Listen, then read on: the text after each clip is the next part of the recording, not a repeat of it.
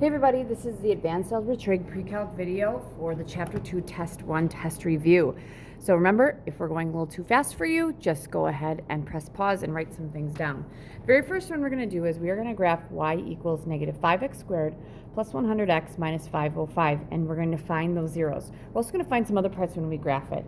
So when we do this, we're going to have y equals negative 5x squared plus 100x minus 505. I'm going to take this and I'm going to factor out a negative 5, because remember the goal is to get something squared. We want it to be like x and then something squared, and that equals y.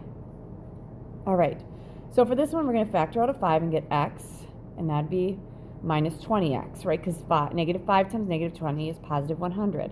Leave that alone, and then we still have this 505 here, and that equals y. Now the goal here is to take this guy and say it's something times itself, which would be something squared. So x is x and x. What are the only two things that I could put in these spots so that the outside and inside combination gives me a negative 20? That'd be a negative 10.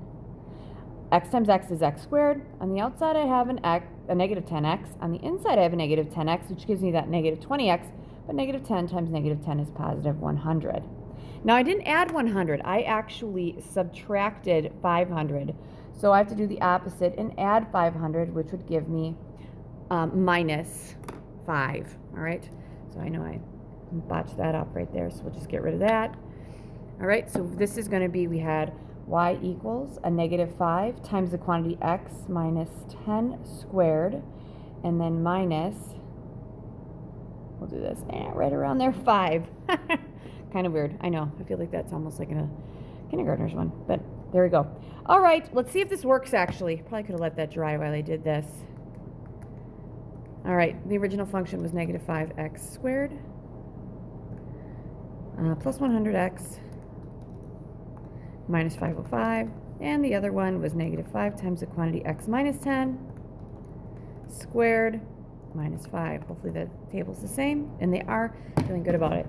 All right, so if I graph this thing, you guys, my y-intercept's at negative 505, so let's say this is negative 505. And then it is pointing down, and my vertex, we would move to the right 10, down 5. So if I move to the right 10, this might be down 5. And we're going to stretch this thing out like this, and there it is. All right, vertex was to the right 10 and then down 5. Axis of symmetry, right down the middle, that'd be x equals 10. Y-intercept, we said that that was 0, negative 505. And I think that's like everything that I needed. Now the zeros, I don't see any x-intercepts, so those zeros probably going to be imaginary. So let's find these. We're going to have 0 equals negative 5 times x minus 10 squared minus 5. Let's solve for x. Add 5. 5 equals negative 5 times an x minus 10 squared. Divide by negative 5. Negative 1 equals x minus 10 squared. Take the square root. X minus 10 equals the square root of negative 1. Remember, that's positive or negative. I add 10, and x equals 10 plus or minus I. So your x-intercepts are x equals 10 plus I and x equals 10 minus I. Those are my two. All right, let's go on to the second question.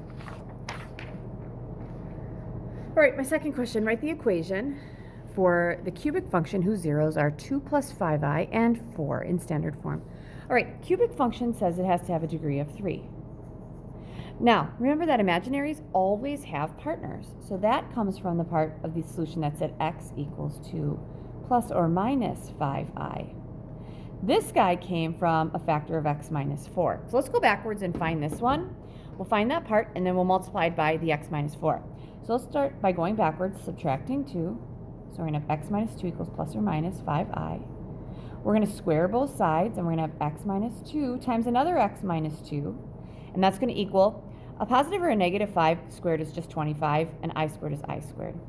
Here we got x times x is x squared. On the outside is a negative 2x. On the inside is a negative 2x. Last is a positive 4.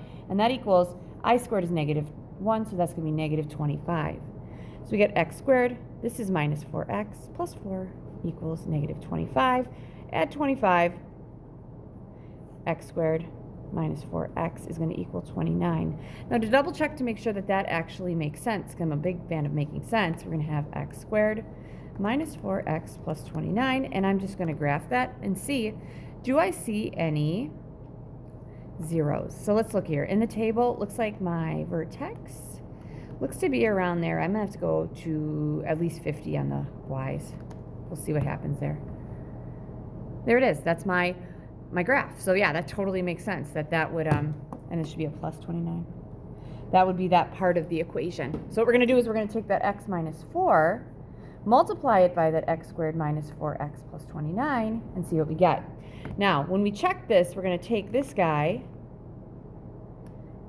multiplied by the x minus 4, and then in the second one, we'll put our new equation. All right, x times x squared is x cubed. X times a negative 4x is negative 4x squared. X times 29 is a positive 29.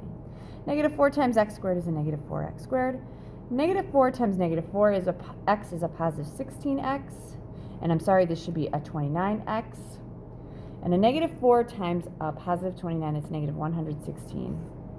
Add down, we got x cubed minus 8x squared plus, that's a 45x minus 116.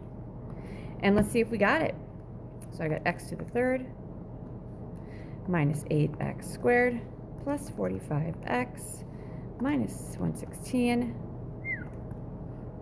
And we have a match. See, we have matches throughout. Okay, so I'm going to stick a y in here and say, okay, we got this written out. So that is my equation in standard form. All right. Number 3, this is my last one. Find the zeros for the following. So the very first thing I would do here, you guys, is I would say, okay, can I factor this? And there are 5 parts, and I would say absolutely not. So here we go. I need to put this in my calculator and find some zeros. X to the 4th plus x cubed minus 32x squared minus 111x minus 99. All right, make sure I got that in there right, because this is a big one. There we go. All right, let's find some zeros. Oh, looks like there's one at negative 3. And any more? All right, I'm not seeing any more. Going through here, usually they're between like negative 10 and 10. I don't see any more. All right, so the next thing I want to do is I want to look at the graph, because if I take out 1, I'm going to still have an x cubed, and I don't feel like I'll have enough there to get the last 3, because I could have 4. So let's look at our graph. Let's do a zoom 6 and see what's happening at negative 3. So there's my, oh, it's touching and turning at negative 3. This has a multiplicity of 2. This means that this comes from, if I was rewriting this, we would definitely have x plus 3 squared, and then we could have 3 more factors. All right, here we go. So first we're going to take that negative 3 and we're going to do synthetic division on it, because I like synthetic division, and it's my video, my choice. 1, 1, negative 32, negative 111, negative 99. Some of these numbers will probably get nasty. Drop the 1. 1 times negative 3 is negative 3. Add down negative 2. 2 times negative 3 is 6. Add down negative 26. Okay, this one I don't know in my head. 26 times 3 is going to give me 78. Let's see how this one works. And that is positive. Negative 111 plus 78 gives me negative 33. Oh, sigh of relief. Negative 3 times negative 33 is 99. That equals 0. We are left with, this is an x cubed plus, or I'm sorry, minus a 2x squared minus 26x minus 33. Now here's the deal.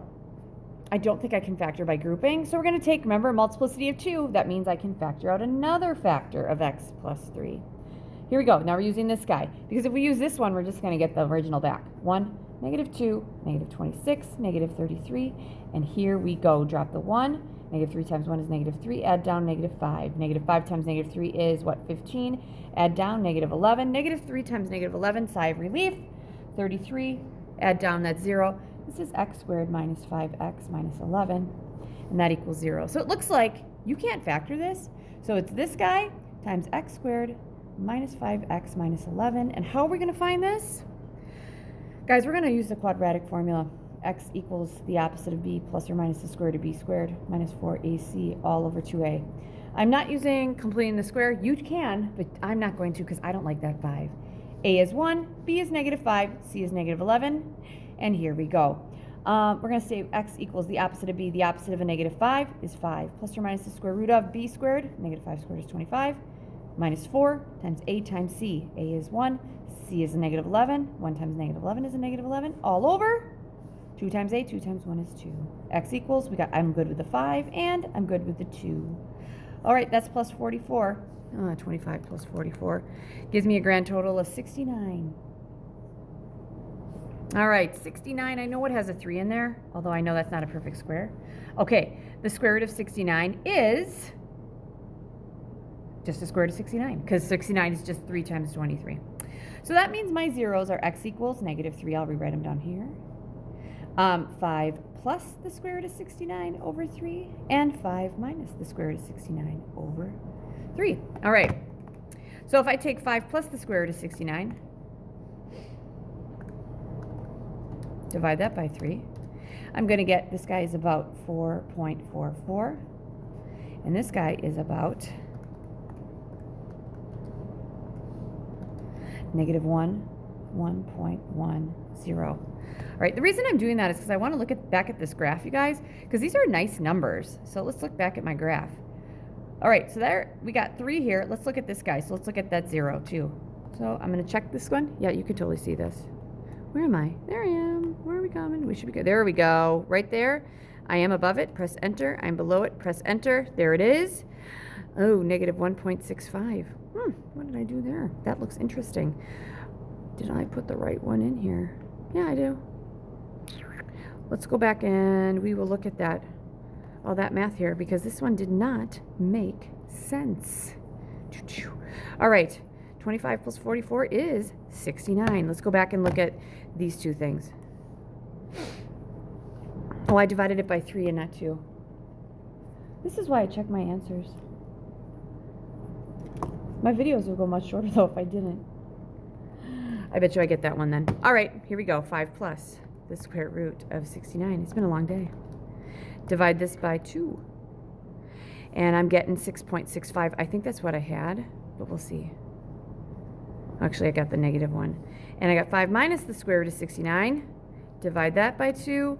I'm getting negative 1.65. There we go. I feel like that is right.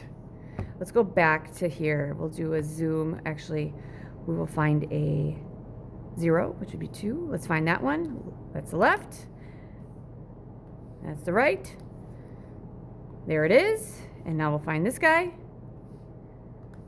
Move that guy way over. I know we're down there. Oh, we're still going down. Because you can tell my y's are still going lower. My x is at 4. Oh, it's coming up now. You can tell. All right. Oh, that's too high. So I'm below here, above there. And we are at 6.65, and that makes sense. It's right there. All right, so those are my 3, and you could see the other one. All right. I have one more. Hopefully this isn't as long, and I don't make a silly mistake. All right, finding the zeros here. First thing I'm noticing, you guys, is that I see all these x's, and I can take a GCF out. Let's see if we can factor this one. Also, 54, 45, and 21 have a 3 in it, so let's take a 3x squared out. All right. 54 divided by 3 gives me, what, 18. So we're going to have 18x squared plus, take a 3 out of 45, that's 15x. Take a 3 out of it, that'd be negative 7. That equals 0. All right, let's see if we can factor that, because I can try to factor it. Let's go with a 6x and a 3x. And then I'm going to go with 7 and 1. I'm going to try the 1 here and the 7 there. I got 6 and 21. If I take 21 minus 6, I get what I need, and it also gives me that. So I got 3x squared equals 0. So here we go. We got 2. So we got 3x squared. That would equal 0. 6x plus 7. That would equal 0. And a 3x minus 1, that would equal 0. Here we divide by 3. We're going to have x squared equals 0. Take the square root. X equals 0. And this has a multiplicity of 2. We'll check out the graph, because it should touch and turn there. We're going to subtract 7 here. Divide by 6. X equals negative 7, 6. So it's going to pass through there. Add 1 here. Divide by 3. X equals 1/3. Now, I know 1/3 is 0.3 repeating. Negative 7 divided by 6 is negative 1.16, and just the 6 repeats. All right, folks, here we go. Let's graph this thing. I don't have this one graphed. There we go. So in y1, I'm going to put this in there.